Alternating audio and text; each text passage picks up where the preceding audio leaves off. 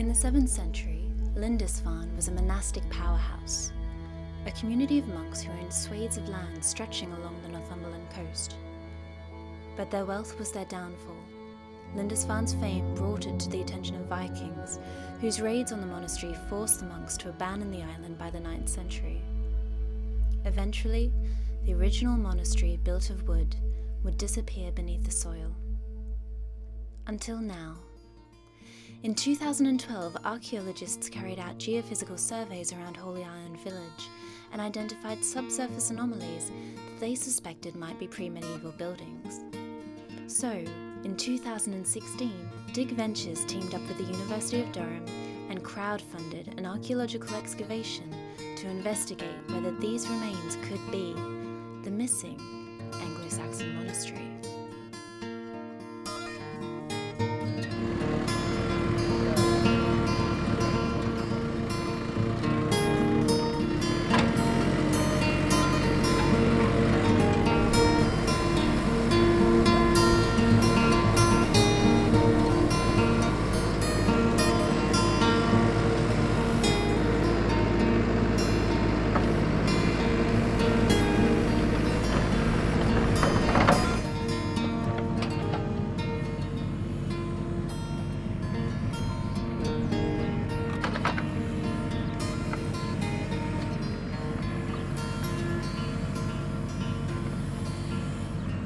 Yeah, that's really good. Nice machining. Thanks a lot for that, James. Ah, that's all right. Is this where you thought the ditch was then? Yeah. Right. Well, yeah, we think in this area here we have to really clean it and start to take a thin surface off by hand, but we're anticipating it coming in there where our trackway is, basically the edge of the wall Right, there. yeah. And that's where we thought that we'd see this. So it's not been like a really clear line, it's not a very obvious thing, but you know, the geophysics... Might be the deeper you get. Exactly. Yeah, I mean often it's... Yeah. But there are things, there's a kind of setting of stones down the end, There which is. looks like something. Yeah. There's a pit Yeah. full of shells and stuff Yeah. over there, Yes. what looks like a pit. Yeah. So there's things here, it's just, yeah, when you're giving it all a clean. I've got the twine to make it cute little. I'm wondering how long this would actually be. That's part of the Quite probably. carpet place. Yeah. Full of Eastern promise. A fridge. Yeah. And a kettle and stuff. There is this though, if you do get stuck and you're wondering, you know, what should I do? Well, a genuine article. Hey Nige, have you done the risk assessment on these guys yet? One or two. Is there anything in there about trip hazards? What we've taken the topsoil off onto where we hope things are, and you can should be able to see there's rubble, there's patches of charcoal. It looks like there's things there, but the first thing we need to do is give it a clean, because obviously the digger takes it off, but quite crudely. So now we need to try and just kind of take all the little bits the digger's left behind, get the edges straightened up, so when all the rest of the kind of diggers arrive tomorrow, they can actually get straight in and start digging and not have to do too much kind of housekeeping and tidying up, essentially. Can you see much yet? There's stuff there. There's these big patches of rubble. There's areas of like fragments of charcoal. So, but we're still quite high up. We've been quite careful not to come too far down with the digger, just because whatever we have might be quite ephemeral. So there's stuff there. There's stuff there. And it just once it's cleaned up, once it's weathered a bit, things will start coming through. So, and it kind of matches what we were expecting with the geophysics. You know, potential building with kind of rubble, maybe rubble foundations. But yeah, until we really start digging, we don't know. But there's certainly things are there. So we thought for this meeting we would split it up into two main things. After the introductions, we do project outline, roles and responsibilities, the daily schedule, how we're going to work the dig training and stuff. Then move on to the more public-facing aspects of the project, like the reading room, the evaluation strategy, then onto digital dig team. So just really quick, do you want to go around and introduce yourself and your role in the team, everyone? You start. So Nigel Steele, I'm looking after logistics and health and safety and that sort of thing. Right, David Petts, Senior Lecturer in Archaeology at Durham University, and academic lead, and I suppose one of the people whose idea the whole thing was to do it here. Well, as per usual, I'll basically just be filling in the gaps wherever stuff needs doing, or if someone needs to run somewhere with paper towels or whatever, I'll be the one. So my role is normally pointing at stuff from on high, but there's 2 directors on this project, so we're splitting across the 2 parts of the site. So I'm going to be over in Gleefield, looking for big ditches. I'm Maya and I'm community manager, and my role is looking after all our online participants. I'm Anna and I'm a community archaeologist. I'm in charge of spreadsheets for this dig, so logistical things. Yeah, I'm Hugh. I'm going to be doing the site photography and 3D photogrammetry. My role here is just to do whatever Lisa and Brendan order me to do, and I think mainly is that Brendan needed like a real man for his trench, and Nigel couldn't. Yeah. Let's don't talk about it. I'm going to be helping out wherever I'm needed, doing some videos I heard. And I'm Rosanna, and I'm also a community archaeologist, and I will be helping Maya, I think, with some social media and also some other public facing roles, and I guess anything else that people want me to do. Fines. Fine. Am I doing fine? This is news to me.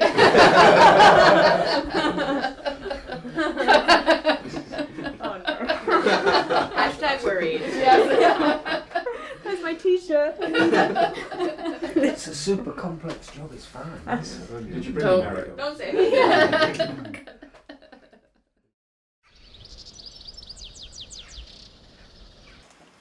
Morning, Maya. Good morning. How are you? Good, how are you? Yeah. I'm excited. I'm really excited. Yeah? Yeah. What's exciting? We've got all the newbies arriving today. It's going to be our first day in the trench, for real. So, I mean, it's the archaeology that's going to start as well, but I'm really excited to meet all the new people.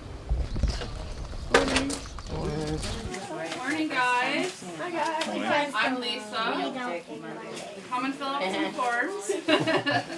The schedule of the day. So we'll have the site tour, a little break, into the trenches, lunch around 1, back in the trenches, another break around 3:30. Tools down generally between 4:30, 5 o'clock. We know that many of you are here to really pick up on your field skills and learn more. So if you have any questions, or if you have a personal goal around a particular skill that you really want to learn while you're here, make sure you identify that with your trench supervisor. There are some weather warnings for this afternoon. If that happens, then we're going to all meet back in here for a digital dig team training session, because you guys are all going to need to learn how to use the system at some point. And then finally, social media. Firmly encourage you to tweet away about what you're finding, how much fun you're having, or not, but probably, hopefully you are. Yeah, and the more that you get involved with us on Twitter, the more people will see what we're doing and be able to learn about, well, what you're learning as well as what we're discovering. So, go for it. Cool. And if there is anything, occasionally there could be situations where there's sensitive material that comes up or something that we don't necessarily want to share right away. But if that happens, your trench supervisor will say, just chill for a second, guys. Let's figure this out first.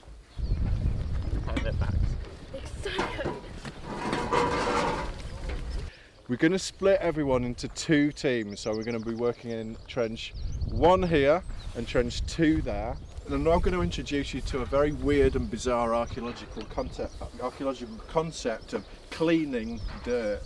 The tools, you have your bucket, you have your hand shovel, you have your fines tray as well. So you use this edge of your trowel, and you do this by taking off a thin layer of dirt. And you can see there that the soil has already started to change colour. And that's because this layer here is oxidised, and this means that the oxygen hasn't got to it yet, and because of that you can start to see small bits of changes, small soil changes. And that's what we're trying to do in archaeology. We're trying to see those soil changes before it all, what we call, weathers out to the same colour. As soon as we can see that, we can start to plan it, and we can start to see what's going on. What is the protocol if not expecting us to, but if we come across human remains. Yes, okay. So coming across human remains is a definite possibility. However, these are likely to be, bits of bone that are in a secondary context. They'll be turning around in the topsoil and what have you.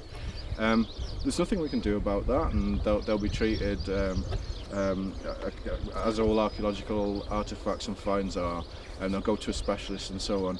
Finding human remains in situ within their burial cuts, we'll be able to see that if it happens, and we won't go near it, so we'll leave them in place. As Dave described today, this is an evaluation. The goal here is to try and characterise and understand what's happening in these trenches. And if we discovered, for instance, that there's a huge graveyard here, well, that would change the scope of the project, and quite probably we'd come back next year fully armed up and ready to deal with that with a team of osteoarchaeologists to excavate those. So keep us posted if you do find any, but we're not actually expecting to find any in situ graves here. Okay, Stuff. Good. Off you go. Off he goes. Yeah. Good stuff.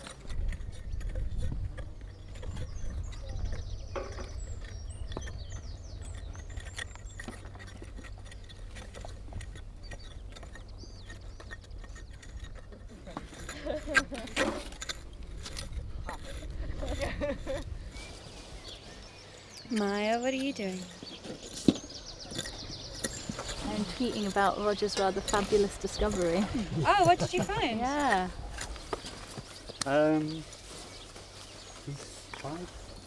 David says it's 500 years old, and it's I don't know, monk's mug or something like that. Kathy. Yeah. Excellent. And that was just Just on in the this level? first scrape or two, yeah.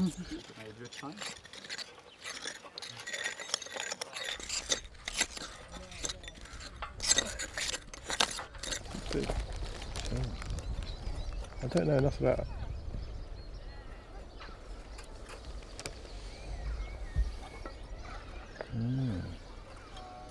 Just wondering whether it looks human or not. It does to me. Yeah. And it's just a fragment, but yeah. So because I mean the pigs have got more sort of raised areas. yeah, it's just the size. It just doesn't. It's something which chews, but it's quite small. So I'm not a bone person, but it'd be something to ever think about. So it's not really in an archaeological context, but we're very close to an abbey church. It wouldn't be surprising if there were, or had been, at an earlier date, medieval graves in the general area.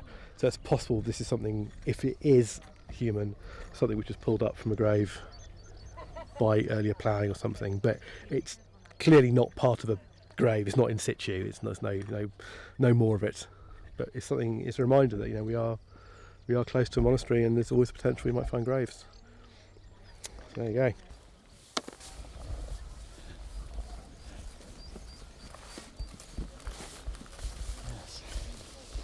There you go. There you go. Our first go at archaeology. Yeah, really? This is your first time? Yes, yeah. Oh, cool. Yeah.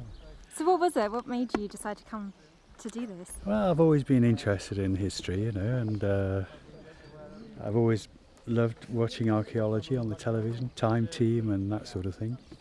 And then we were sitting in bed in France, listening to Radio 4, and there was an article about DigVentures, and it said that we were going to be digging on Lindisfarne. As soon as we saw that, we got onto the internet and saw what DigVentures was about, and there's a chance to sort of sponsor it for a week, or longer if you want to, and we thought that would be really nice to do. And Kathy and I had been to Holy Island on holiday a couple of years ago, and we thought it was lovely. Kathy really likes it, so that was it. Yeah. Yeah. And is it what you imagined it would be? First day? First morning? I don't really know what I expected, sort of down on your knees and scraping the soil, that's what I expected, I suppose. It's a little bit harder than I thought. Got blisters. I'm studying archaeology, and I've just started doing some research for my dissertation, which is on early medieval metallurgy. So given that this is kind of all early medieval and you get a lot of industry at monastic sites, and because, you know, it's Lindisfarne, it's so iconic, like you can't miss an opportunity like that, so a variety of reasons. Brilliant. So far, so good, I would say. There's nothing there I thought that's awful. Yeah. So that's not wise. remotely like the geophysics there. So it all kind of fits in the geophysics. Yeah. Well, here we've got, you know, linear things coming across the trench. And what we find is linear things coming across the trench, and on the other side we've got, you know, still layer needs a of lot. cobbles where we should have and trench 3, much more than these two trenches, still needs a lot of chipping away and cleaning, and I think, you know, there's still much more work to be done on there than over here. Yeah. Well, no finer man than Jahzzar. He's the man. Unleash the Spanish. A mini pirate hook. Oh, lovely. Yeah, this is Captain a Hook. really tiny pirate. You know, like the dwarf. half a meter tall, something like that. Yeah. Excellent. Yeah, we have these kind of things. Yeah. And where in the trench is this coming from? Well, from all the trench, because we've been doing just clearing all the loose soil from the digger. So we call this box the unstratified box. Mm-hmm. So, you know, there's no stratification in this box, but the finds are here, and the finds can tell a story, but not a detailed story as if they were stratified. I can't believe you're getting all these finds. More shell. Yeah, because you see here there's like a shell piece or Midden. something. Brilliant. This is a shell midden. This is interesting. Mm-hmm. So this is kind of like a Midden's a rubbish tip. And as in a rubbish tip, it's like a rubbish bin at home. You throw certain rubbish things in, but other things get into the Middens. So we might find something that will be really dateable. You talked to Maya there, and she said you've got some leaflets about the website. Oh yeah, we do. Yeah, plenty. Oh, is it that? There you go. Can I have a couple? Yeah, of course. How very much? No worries. Thank you. All right. Cheers. All the best. See you now. Getting some good responses? Yes, absolutely. But it's probably the most public dig we've ever done. You know, Flag Fen was pretty crazy, Leiston was too, but this is nuts. We've got a massive thoroughfare going straight between the two trenches, so they can't escape us, which is how we like it, captive audiences. It's been great so far, day one as well.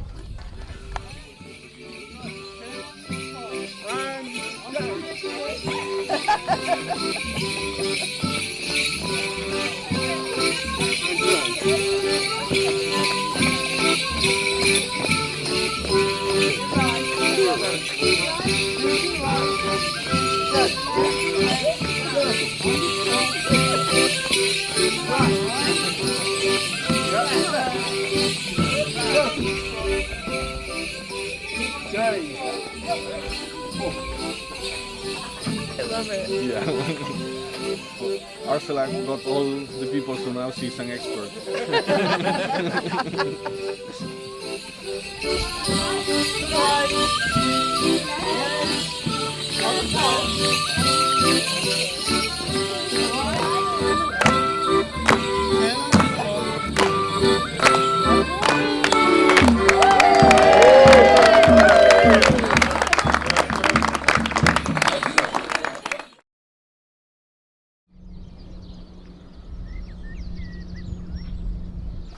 So David, can you tell me what today's plan is?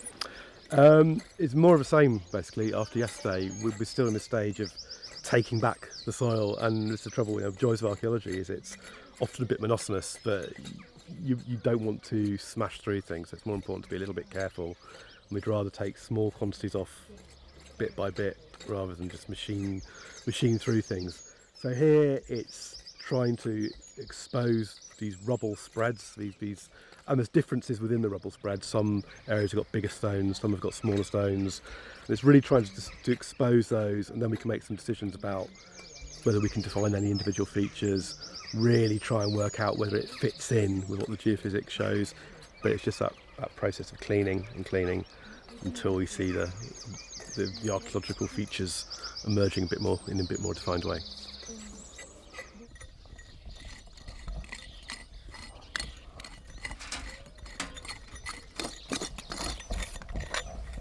And Brendan, what are you up to? So I'm just getting my head around what's going on initially. I'm making a quick sketch plan of what's here before we really start to clean it up. And we have to then start to allocate context numbers to all of the different layers and features and everything. So before any of that happens, I need to kind of have an overview of what's happening in my head, and then we can start to investigate into it. Here, we're at the edge of the settlement, and we're the edge of the monastic complex. So there's, that's where everything messy and dirty and all the rest seems to get pushed. Lots of industrial stuff in this field and so on. So that's what we might see here. So, there you go. For special, there's something in Trench 2! Okay. So our grave diggers have found. I mean, I'm not enough of a bone person to be 100%, but it looks like it. Yeah. It does look. My first reaction was, yeah. But it's in a bad state. A bad state. That's partly made to think because it's quite close to the top. Looks like it's in a bunch of tumble as well. Yeah, I can't. There may be some kind of cut where Brendan's standing because it's slightly less rubbly, but I can't see any obvious cut. And what's Maya doing at the moment? She was in the house, right? So perhaps Maya will help you tidy up. She has an MA in osteoarchaeology. Yeah, it'd be good. That would just, I think, just kind of give this kind of Lisa to Maya or anyone in the house. Quick clean over. If anything leaks out. Yeah. Get photos, cover it up. So this would be an example of the stuff we were talking about yesterday that we don't really want to put on social media at the moment. So I know it's really exciting, but let's just keep it to ourselves so we have a better idea of what's going on. Yeah, let's not get waylaid by. No. So don't find any more, guys. Please don't play in the bucket. What have you got there, Maya? We're going to gather this Human soil tooth? that's laying on the ground, okay? With our Got a- hands. got a skull? Put it in the bucket. Right in among the rubble. This is what we're wanting to get out of the way. All this loose soil. And that looks like a finger bone. Yeah. I think I might have broken it. I'm not quite certain. So I was troweling and then that popped up and I'm like, ooh. Maybe not. It doesn't look like it, does it? No, you haven't broken it. It's whatever breakage there was is old. This is broken there. Yeah, that was like that, so. Is that human looking? I'm not sure actually. That was right here. It was right up against the edge here. And the tooth was in the same area. So it's spread really, about a bit because the skull is over there. But they found several teeth and stuff over here yesterday and quite a bit of little bones and stuff. Yeah, I bet us. they will actually have a mouthful of teeth. Maybe we might. Might be different sorts of teeth, but yeah. Sydney, you seem a little bit more excited about the teeth than the skull. Are you? What's the most exciting bit? Well, we're not allowed to touch the skull, so maybe because we're allowed to touch the teeth, hold them in our hands, and. Who found the tooth? Me. You did, Sydney. I mean, it looks fairly clean as well. A little bit of like no like cavities or anything. Not very worn either. There's no like dentine showing through. Just to protect. Cover it well, there's no one here. That's what Brendan Feels said. quite different finding a body, doesn't it, to just an artifact. DigVentures first. Really? First human one. Yeah. Cool. Sure. What's different about it, Maya? It's a real person. It's a real person. So you feel, I mean, as much as touching things is quite exciting, there's a sort of, I don't know, it's a bit more humbling and you feel a bit more like, as fascinating as it is to find a body, It's a human body, and it makes you a little bit. Yeah. I think instantly Just when you we need to realized calm what down, it David. was, or suspected, and so we called Dave over. But instantly we went from, oh, this is sort of fun, you know, and this is sort of exciting, to, oh, this might be someone's head, you know, just laying right in front of you. So it's very sombering at that moment. We are. So far, so good. We're figuring this individual is probably a lot later than what we're looking for, but still far too old for you guys to be of much interest. This is David. He's the site. Hi. So what am I looking at there, David? The top of the skull? Are you looking at the top of the skull? The skull on its own at the moment. As far as we know, yeah. There are other bones just poking through, but we just stopped at that point. So it doesn't seem to be part of a bigger grave or anything. It seems to be just caught up with this rubble. Yeah, I'm with the archaeological team at Holy Island. This dig is looking for an Anglo-Saxon monastery. The experts on site are predating the bones between, possibly before medieval. Yeah, Anglo-Saxon to medieval. Probably Anglo-Saxon to medieval. We'll photograph them in situ and forward them onto the circle as requested, but I don't think there's any real issues here at all. A joint dig between DigVentures and Durham University. 325 will put the site manager's details directly onto the log over. Hope that's the only time I hear the police say DigVentures. Yeah, if you can just let the firm know, but everything does appear to be in order from initial inspection over.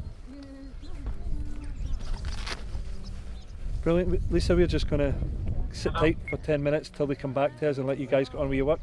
All right. Get out from under your feet. The table there? Yeah. There's a pub there? Good idea. Thank you. See you later. Cheers. So David, is it something you were expecting? It was always a possibility. I mean, we're near a later medieval monastery, and of course you get burials in them. You get burials in early medieval monasteries, so we're always aware there's potential. It kind of shows you don't know what, I mean, but we know, we thought there was this possibility of having things like this. With this trench, where we had all this rubble, actually I got to the stage where I thought, nah, and I actually said to somebody this morning, who said, do you think you'll find graves? And I said very confidently, I think now, you know, on the basis of what we see here, I think we're okay. And it just shows, never ever open your mouth to anybody. Because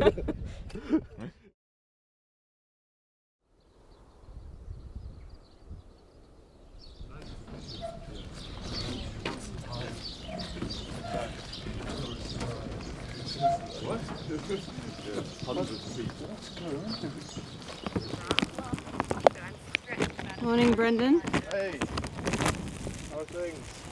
All right, how are you? Bit damp. Is the rain good for the soil? It's actually really good. It's great for the archaeology, but not so great for the archaeologists. But, you know, that's how it goes, the rough with the smooth. What it means is that instead of it all baking to a, you know, the same colour of grey-brown, it means that the dampness, the rain kind of soaks in differently to the soil, so that you can start to see different features emerge. So it's really good actually to get in there now and start troweling, because some of the features that we may have missed yesterday will start to pop out, and we can scour around those, and then in sunnier climes contemplate them. So yeah, it's all good. I'm going to drop back in. See ya.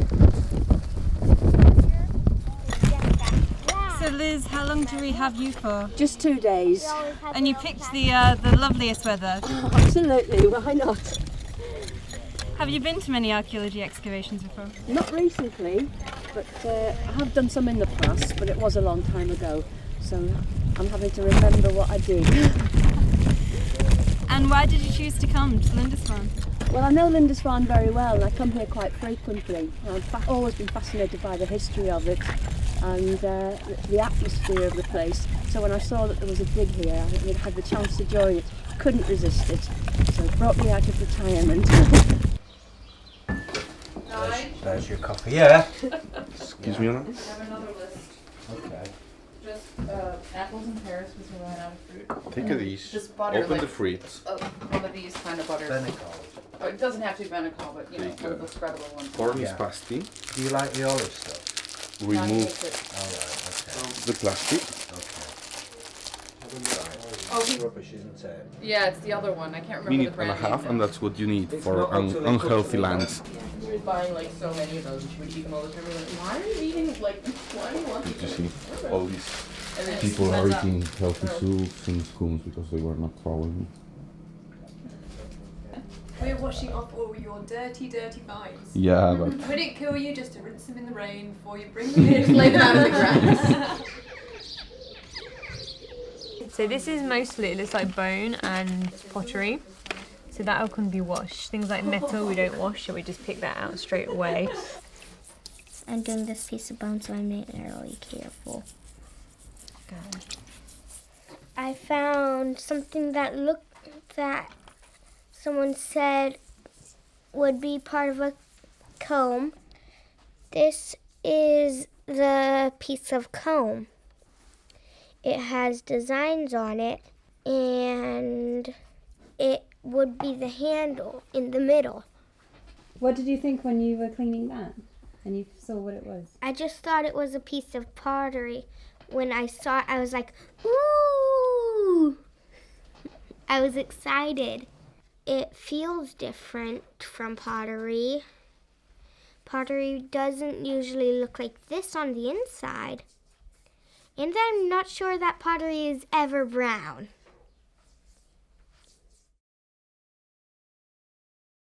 Okay. So that's 1, 2, 3, 4, 5, 6, 7, 8, 9, 10. Yep, 10 new diggers tomorrow for the weekend.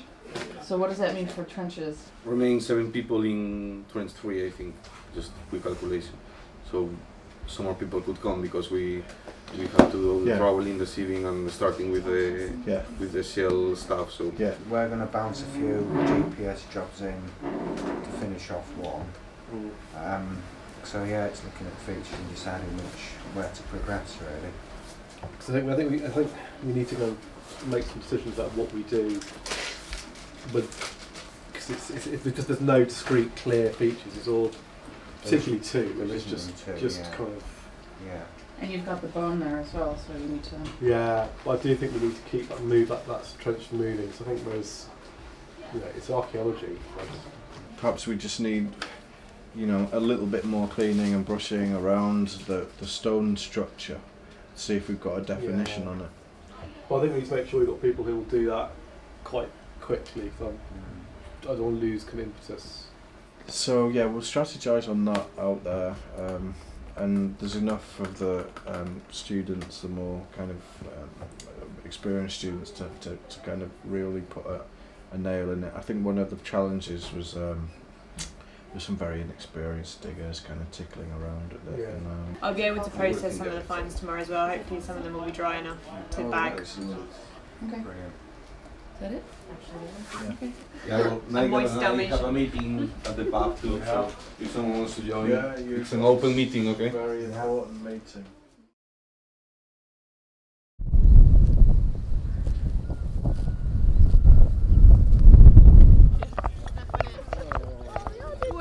It's controlled destruction. I just want to know. Because the thing is, if you don't want to push it in this way, you want to have it sort of coming out this way because you want it to be at a right angle. They call it debris. No more demolition. They call it debris. We're done. We want a nice No, straight that's a wall. terrible idea. We don't want to do demolish that. the trench edge. We don't. That's why I'm being. I'm going to send a photo of this to one of our directors and I'm going to ask her if it's acceptable. I'm going to tweet her. And only then can you leave the trench if you get approved. You might have to stay the night. Go another island. What have you got for me? Slug. A slug? Oh, I don't want that in my hand. A slug? Wait, I want to try and put my own slug. No, that's not an Anglo-Saxon Neve slug. likes bugs more than she likes archaeology. She That's rescues all right. all the animals from the trench. That's good. So we've got the division of labour. Everyone's happy. These are heavy. So Charles, your Civ supervisor, Yeah. It's good fun. how are they doing? Great job. They're far more thorough than most archaeologists. Wait. You think? They're far more keen to go through go and check every single rock. What's this? I think. It's to get into it. I think that's another stone. Short shovel.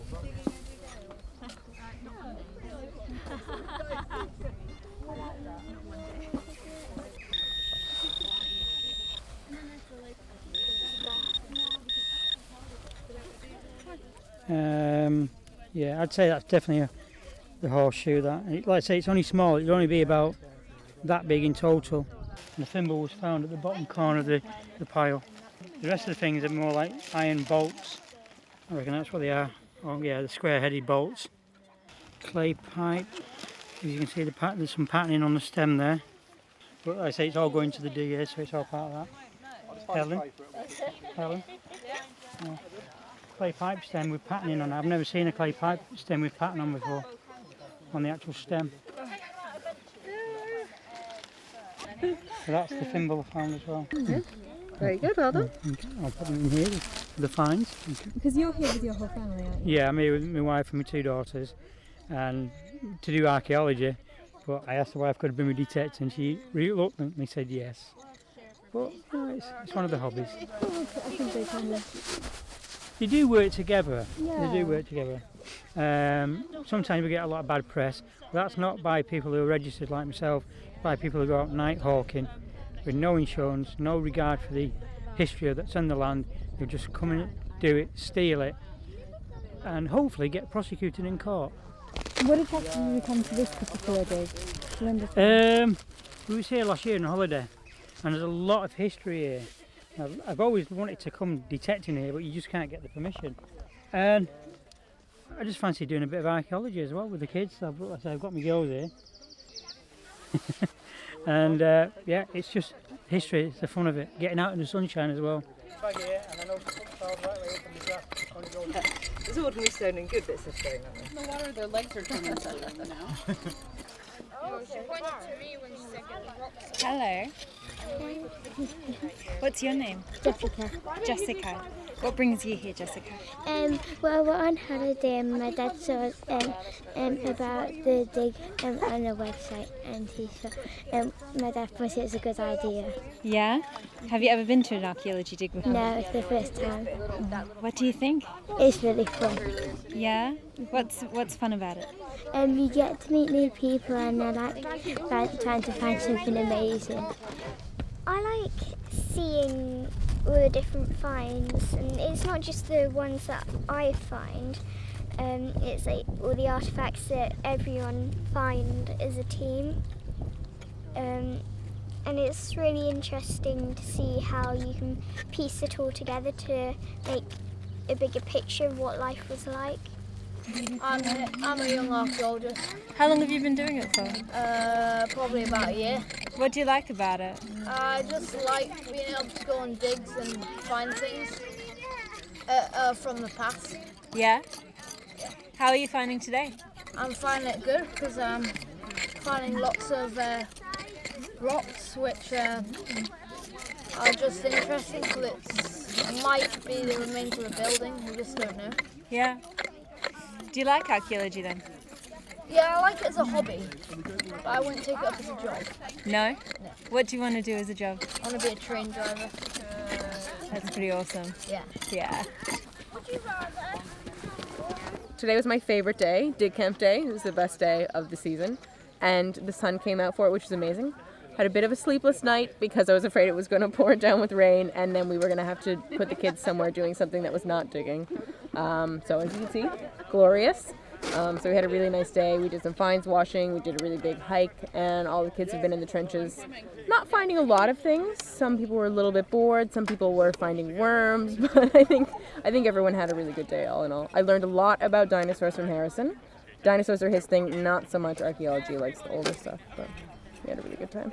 That's okay. We accept all comers here. Yeah, exactly. Yep. Archie told me about knights and armor. Everyone's got a thing. Some of the kids like trains, but all a bit dorky. So we all have our thing. I told them about some monkeys. So I think archaeology brings in that sort of person who's super into many things. I think we can all relate to that.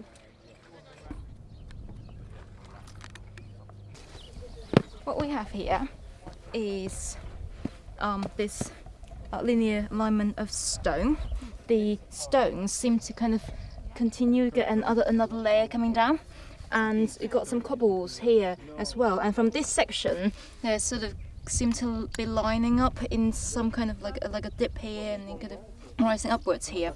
And Brendan and I were just talking about the possibility of this cobble potentially lining up with this feature here.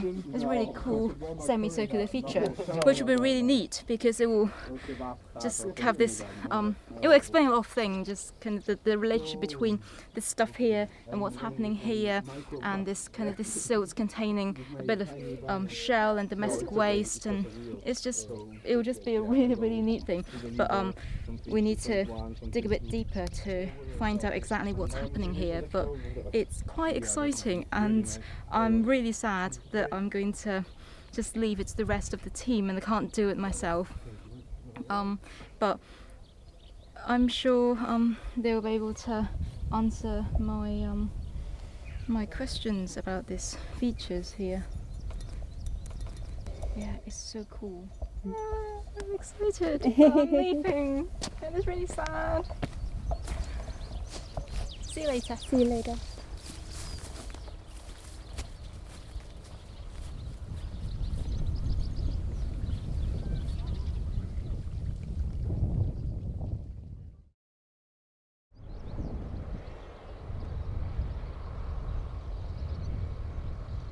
How do you feel about your discovery?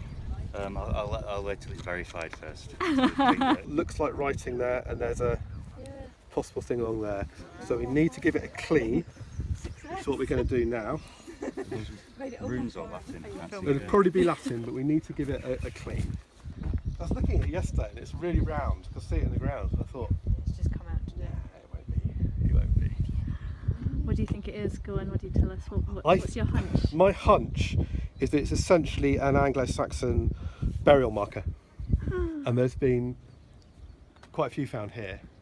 And apart from that, Hartlepool and one or two other Anglo-Saxon locations, but it's really distinctively, diagnostically proper Cuthbertian period kind of Anglo-Saxon.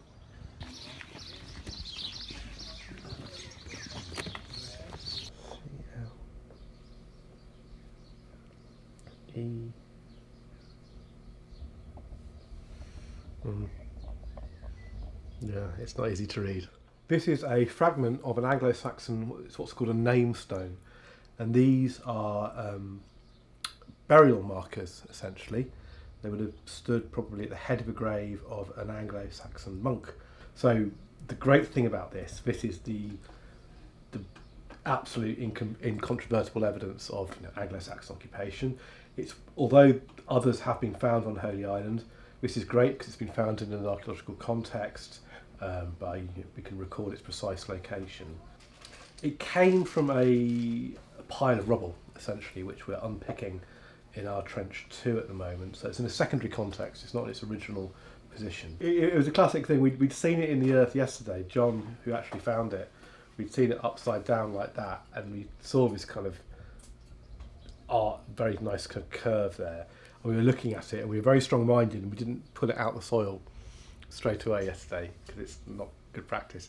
So when we turned it over this morning, it was very exciting because you turn it over and you think, oh, it's just going to be another stone, and when we actually turned it over and suddenly you could see these things coming through, and it was one of those kind of exciting, great moment, because I've been doing archaeology a long time, and sometimes you can lose the buzz, but to find something like this, which is exactly what you hoped it would be as you turn it over, was pretty wonderful. So I'm very, very pleased with this indeed. So these darker bits of clay, are they just overlying more rubble, do you think? I don't think so. These ones, you say? Yeah. I don't think so. I think we'll find something similar to that clay under this, but don't ask me why. But we don't still know really why. Yeah. More questions than answers. It just seems to be getting more confusing. Yeah. Yeah, but It's that's lots of stone the and good rubble. thing about archaeology, I think. was tuck myself in. Yeah. So now, through the section, we know that there is more rubble. We're finding loads of good stuff actually amongst it. Like we're getting metal bits which we think might be a fish hook. Getting some nice green glazed pottery. Quite a lot of that actually. We're getting some big lumps of that. As you can see, and then lots of animal bone. And can I ask, are you an archaeologist? Like, have you worked on other sites? Or No, I did a degree in archaeology a long time ago, but I've not got much experience with field archaeology, so this is my first proper dig. So yeah. So, what do you do now if you're not? I'm a secondary school history teacher. Excellent. Yeah. So 11 to 16 I'm doing at the minute. So yeah, the reason I'm here actually is because my GCSE students start a new course in September, and it's they're looking at the transition from Saxon to Norman England. So I thought it'd be really interesting to take back some interesting context for them and tell them a bit about Saxon, Northumbria, that kind of thing. Oh wow, you're dedicated. They'd better appreciate it. It's certainly the best looking trench, definitely. Well, of course, I mean, I think the other trench is more like Real Madrid, you know, they have like this Cristiano Ronaldo player, or he scores a very beautiful goal from a free shot, and you know, everybody's okay, but it's just one shot, one goal. This is more like Barcelona, you know, we have features all over the trench, teamwork, you know, so that's my day's metaphor, okay? Okay, football related metaphor.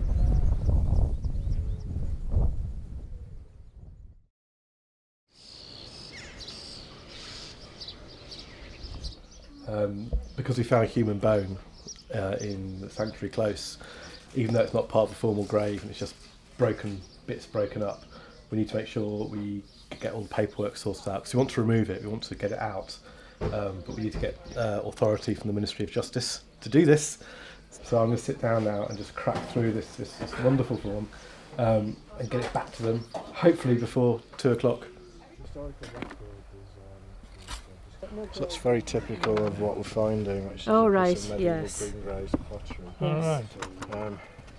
You can see it's what we call sharp, which means it's broken up and then thrown in the ground pretty quickly after breaking, rather than being in the plough soil and turned around and worn down and so on. But I mean, it's the same as in front of our front doors. Yeah. There's a rise. Yeah. But when I was little, you used to walk across a plank because that was an open drain. You know, and it's the same as there was posts on the green. Yeah. And I mean, people put washing on, but they weren't originally for washing, they were for drying sails and all the rest on.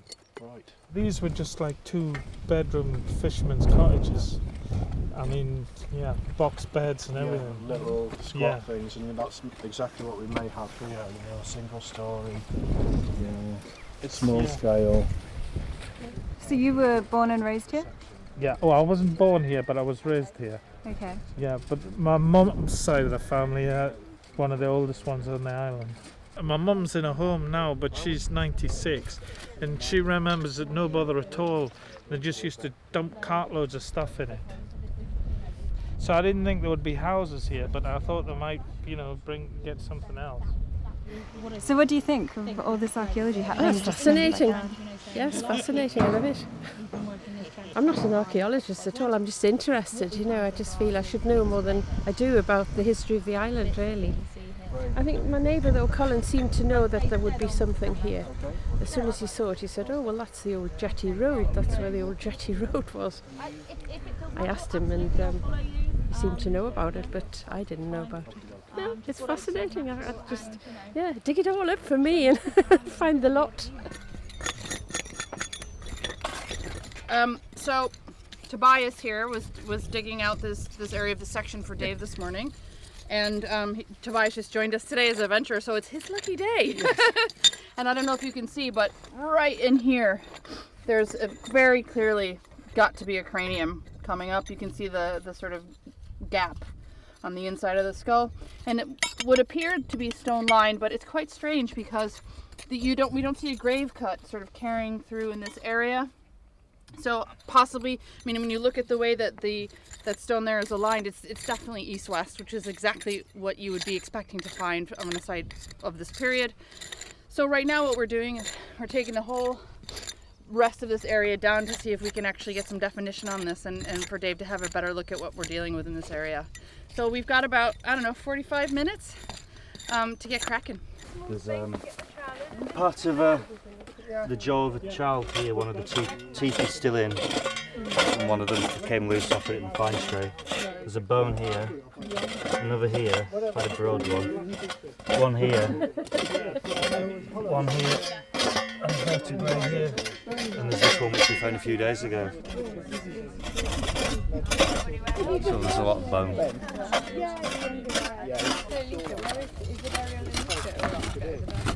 Okay, we've got the paperwork through, so we're good to take out bone. What's he got? There's a little bit more sculpture. Oh, perfect. It's not a lot, but it's something. Nice one. So that's good. So probably maybe the stem at the bottom of the cross or something. But that's good. There's stuff there. There's stuff there. There's a bit. That's why we've left that pedestal there. So cool. we'll put out tomorrow, and we need to get it all bagged up separately. I was sad at first when I was moved from Trenchery because we were finding things all the time. But although we found less here, it seems a bit more interesting and more in line with what I expected the dig to be about. What did you expect it to be about? Well, the Anglo-Saxon period mainly.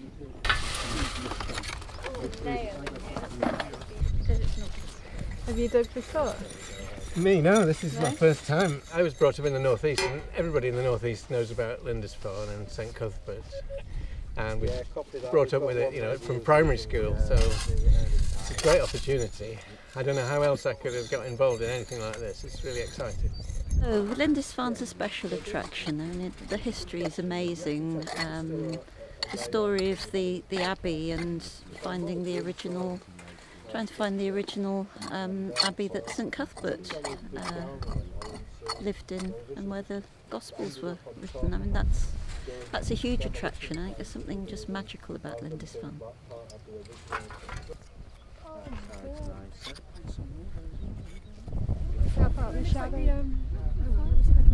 Oh, well done. That's beautiful. Did you find it really? This will show you how much the trowel is. Was it easy to spot? No, I just sort of realised there was something that looked a bit curved. It does look in a way that it looks like the ones that wasn't coming up in the early 9th century. Rubbing it. Does it? There's a lot that we ended up basically that looked like this in the 9th century, with this bit on the back anyway, with a little cross on there. I could just see that there was something slightly sticking up.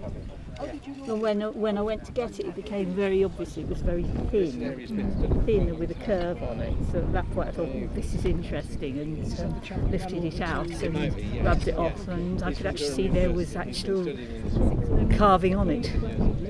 Excellent. And this is only your second day of digging? It's my second day of digging, yes.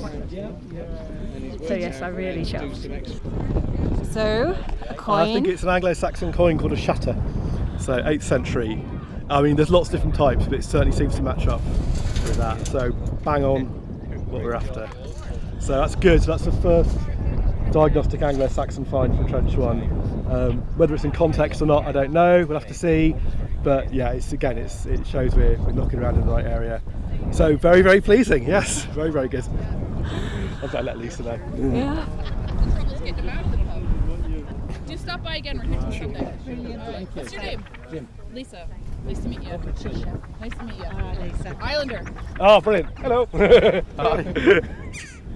8th century shatter Anglo-Saxon coin. Say it again. 8th century Anglo-Saxon coin from Trench 1. Nigel's taking it You back. can't just come up here and say these things to me. Where is it? Nigel's got to take it in.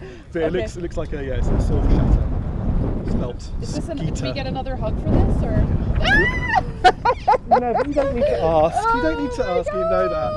But so that's good. So we've got namestone from there, the shatter from there, the comb from Trench 3. When can we say?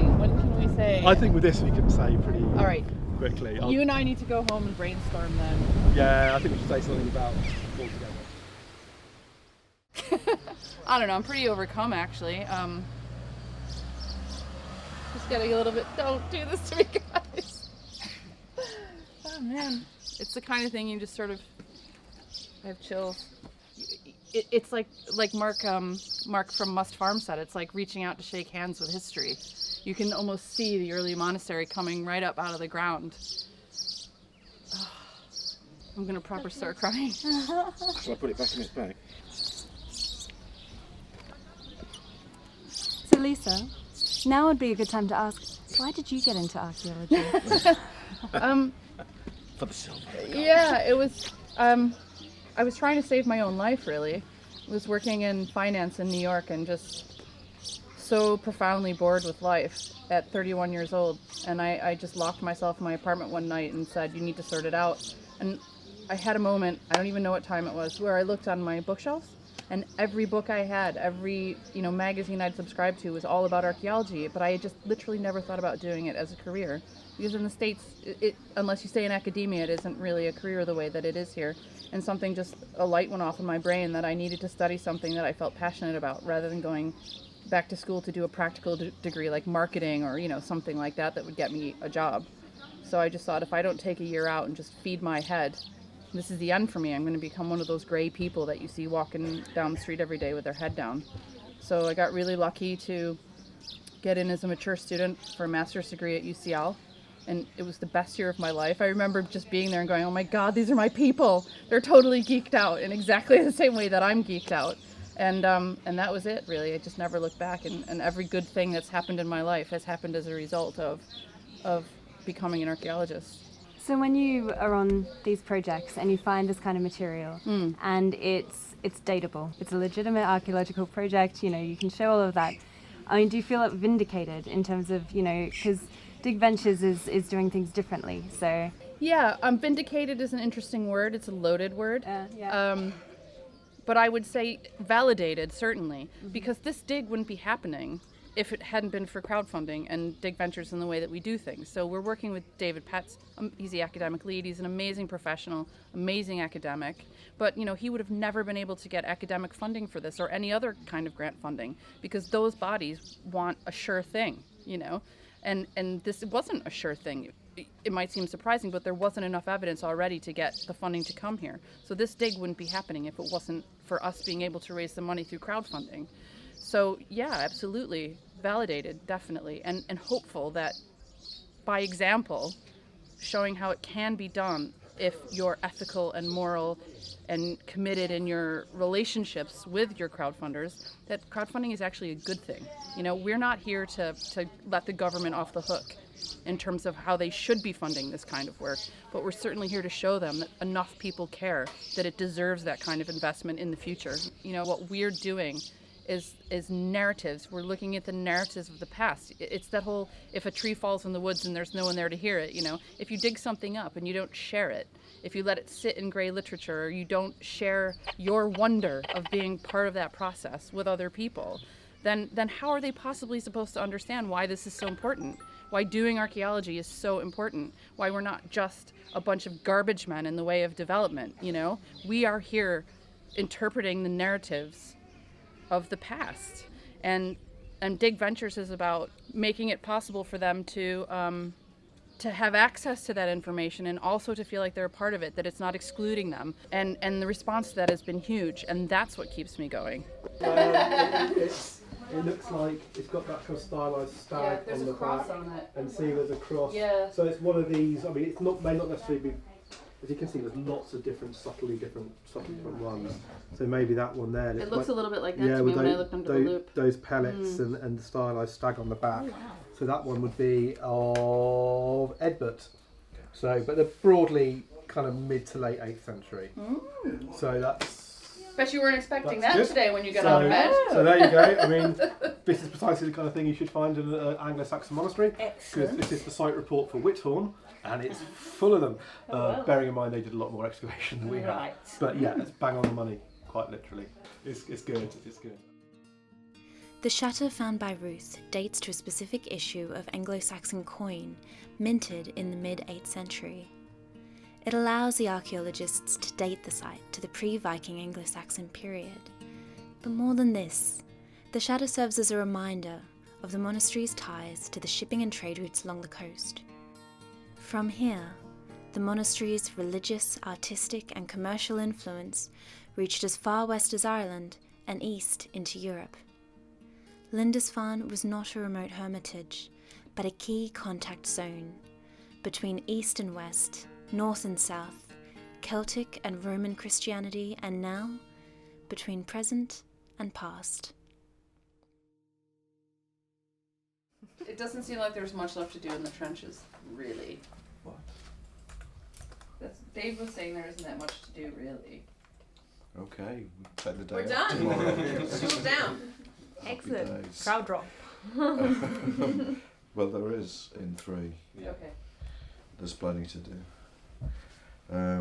So we've made massive progress over there. These guys have been awesome, but we're getting to a point we need to know what's under the structures, the stone structures. So we've got one layer of archaeology and that's fine, but is there anything hiding underneath it? In terms of the finds, is all that info in or what's happening? We got quite a lot of that bagged up and in today. There is about half of it drying that'll be bagged up and weighed and put in tomorrow. We've got 3 people tomorrow, Okay. 3 new people, so it won't be as much of a burden on the trenches as last weekend. But one thing I've noticed is Bias and Kendra were like by themselves, just troweling away in trench 2. And I suppose from one perspective that's fine because they were happy, but like I went over and just hung out with them, and it's that contact thing. You can't just stick people in a trench by themselves. But really we've got 4 effectively supervisory staff, and we've only got 3 trenches. So it should have been okay. It should have been, but we still have folks feeling like they didn't get enough attention, and that's not cool. Britt said that a stronger orientation would be helpful, more supervision in the trenches. But she had a great time, but that was, because I asked some people, like, is there something that you felt that we could do better, or what would you like to see in the future? It's all really useful feedback, and some of it kind of we can balance against the people, and some against you know the circumstances and so on. There's this natural rhythm in the dig which sometimes makes it really hard to resource. And some people land just in the worst of all possible times, and others they get more attention than anywhere else. It's just one of those things. Well, I reckon tomorrow will be quite busy out there, foot traffic wise. Well, depending on the weather, like always. But here's the thing, so the tide is basically 5 o'clock. So we need to take a view on whether or not we want to try to be off the island by then, or do we want to stay for the late tide? To realistically pack up and move off site for them, we need to be packing up at about 4, I would have thought. Yeah, I think also if some venturers decide to stay for the second tide, we should. Yeah. No worries. And then if some people want to head away, then that's fine. And also the other thing I thought is like our group is still on the campsite that day, so like if you left site and you've been working all day and you want to have a shower, just go have a shower and after, If that's not a fun drive if you're dirty and muddy and stuff. Yeah. You don't want to turn up at her family's place like that. No, not me. No. What will they think of you? Rugged archaeologist. So it's Saturday morning and very, very festive on site. I think it's called the Holy Island Festival, and we sort of knew that it was happening, and somebody told us there was going to be a circus tent and a bunch of stuff going on around the dig for this final weekend. And they were right. There's poodles running everywhere. There was a unicyclist. I kind of wish we could bring this with us everywhere we dig because it just adds a certain je ne sais quoi. Keen for your last day? It's my last day out. It's everyone's last day. I know, but it's still exciting. Still very exciting. I've come a long way to do this. Yeah? From Geneva for the weekends. That's being keen, isn't it? Yeah. That's being very keen. Why? What's the attraction? Because it's fun to do archaeology. I love it. I've always wanted to do it. I missed my vocation. I should have done it from when I was at university, but didn't. And in Europe, you can't join in as a volunteer. You have to be part of a university team or a professional. So DigVentures, perfect opportunity for an enthusiastic, very amateurish person to come along and have fun. So what do you do when otherwise? I work with special needs kids, which is fun. And at my old school, I organised with a local archaeology group a big dig in the playground and got the kids involved with it for a week, and so it's good fun. So they're missing out in Switzerland. They could be doing fun things with the kids, but there you go. So what is it about, I mean, you say you missed your vacation, like what is it about archaeology in particular that you... Oh, what pushes the buttons? Well, that's a very good question. I don't know, I think all of us inside have got some special things that we really are passionate about. And where does that come from? I don't know. Some people like sport, and that's not me. And some people like history. But I think the idea about archaeology is it's a tangible subject, something that you can actually get down and touch and do. And it's like being a detective. Maybe that's what it is. Yes, it's the discovery, it's detective, like trying to work out where you might find something, why might you find it there, and then going off and seeing if you're right. Yeah, that's what I say it is. Maybe I should have been a detective. Maybe I'm Sherlock Holmes. It's never too late. Oh, no, it's true. It's true. Well, I'm here now. Exactly. I'm joining in. Final day. We are basically just getting recording done. Tying everything up. We don't want to start anything new because we can't finish it. So we've already had to make some hard decisions about what we're going to leave this year already. So we've had another skull turn up over in the corner at a similar level to the previous skull, and they both could possibly be graves. It'd be lovely to be able to go and have a look at them, but no, if you can't do it properly, there's no point in doing it. So we're leaving those. We're cleaning this little stone area with a view to getting an ortho photo. And then at the end of the day, we've got a couple of little jobs to do. We've got odd bits of possible sculpture turning up in the rubble. So we'll see whether those will come out fairly easily. But really, it's just final day, being very strong-willed and leaving lots of interesting things because we know hopefully we'll come back and look at them next year. I'm a local and we're all quite interested because we go round the boundary of the Rath every year. Yes. The monastery, but we never know where the cemetery was. Yeah. And so if you discover the cemetery, that would be great. I think we're getting there.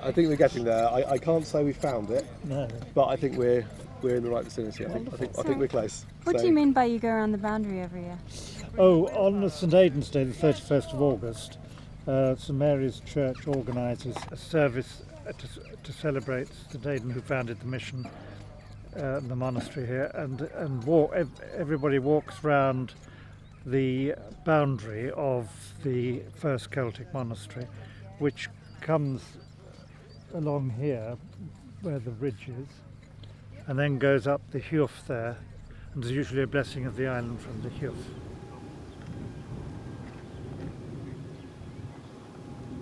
Yesterday I found out here when I was digging that we have 1, 2 and 3 lines of the wall. We found some cobble but also some big stones coming from that wall over there. We have also this clayish layer that was in some moments on top of the collapse, and I'm still wondering what's going on here. Anyway, I'm coming back. As you see, more cobble, more stones, just trying to clean back and trying at least in this last day to understand even partially the function of this building, or at least how the construction process has been here. Now the idea here is clearing everything, remove all the soil, breathe and see what we have and what we have to record. Anyway, I think it's very good news because there will be some questions remain, so that's something that we should, a motive, a reason why we should come back next year to clear out this trench, which, as I said before, has been really amazing, really interesting, many questions, some answers, so let's see next year if we can get all of the answers. How are you feeling anyway on the last day of excavating? Yeah, it's strange. It's always a bit weird at the end of a dig because you're really tired and just kind of ready for a bit of a nap. But yeah, it's been great. I mean, I think the key thing is when we found Anglo-Saxon stuff, we found the things we were after, and that's always a killer. I think 2 weeks ago when we were taking off the topsoil and just looking at this rubble and thinking, oh God, what have we got here? And it has turned into archaeology, and we have got distinctive archaeology of exactly the period we're looking for. We're all keen to come back, but the whole DigVentures side things worked. We've all got on with each other, which is so important. You never really know until you get into the kind of onto site with people. So I'm really pleased. Don't think I could ask for more really, apart from a chalice. That'd be nice. How are you feeling? Dropping down? Yeah, mixed feelings. It's always a massive relief. Totally exhausted and really miss my own bed. But leaving day is also really sad. You know, I get quite emotional when I see the ventures pulling out and stuff like that. But it's so exciting. There's so much left to be done. I didn't expect to have this much left for next year, you know. And to be honest with you now, I'm going to be waiting all year just like, you know, can't wait to get back in the trenches here.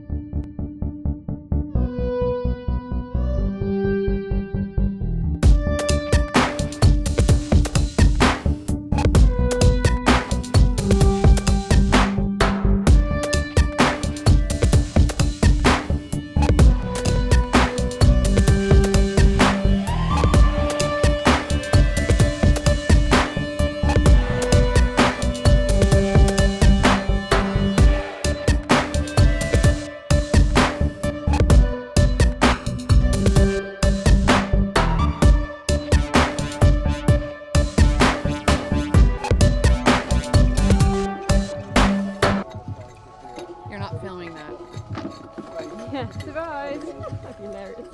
I was thinking, I wasn't that, I can dance better than that. Yeah, that was thinking Sneaky. dancing. It's a difference from dancing. Thinking dancing is like that. Go and do a dancing. Down the electronic.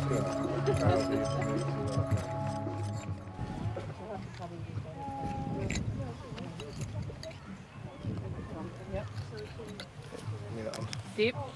Yeah. Have a look at this. It just looks smoothed off.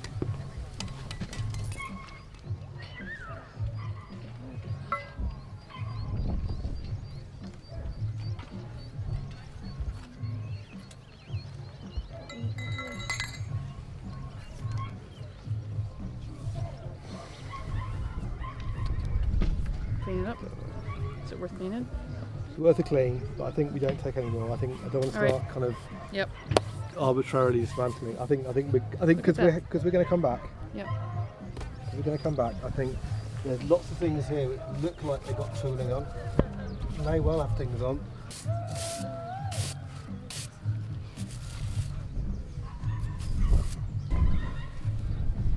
I do and I don't. I mean, the kind of impetuous side of me, we think it'd be great to let's just quickly dismantle it. Yeah, but then if it's nothing, it's nothing, going to we leave made a a great hole. big empty hole in your trench. So no, we'll just. We've got other stuff. We don't need. We've got nothing to prove. We've got nothing to kind of.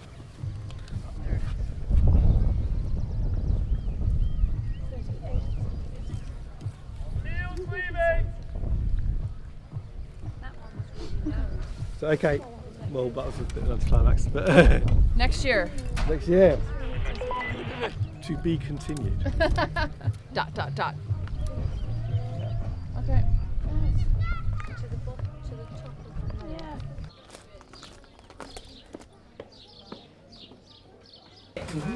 You'll take all the Human bone. Yeah, well, I'll keep an eye I'll on the speak website. to people in the department and see whether we can get the animal bone done internally as well. I'll personally sort out the small finds. I'll write that myself. Supervision was good, training was good. Good, Yeah. I'm really glad to hear it. Breadth of experience was good. Fantastic. Yeah. All good things. Thank Yeah. you very much. Thank you. So, where's my rucksack? Oh, we small found that. I'm absolutely shattered. How long have you got home before you? 2 days. You're going home and then you're off to the Lake District or Wiltshire and then Morecambe. Then Morecambe. Yeah. I just want to like empty my brain so that when I do get to Mardenhenge, I can fill it again. I thought Here comes Brendan. There's probably quite a big parallel between this and circus life. You know, you're on tour and a bit like those guys. Yeah, the yeah. acrobats. Yep. We've got big shoes, just like the Really nice to meet everyone. And Yes. Lovely. Fantastic. Hope you see you Later. again. Yeah, absolutely. Well, bye. Bye. Bye.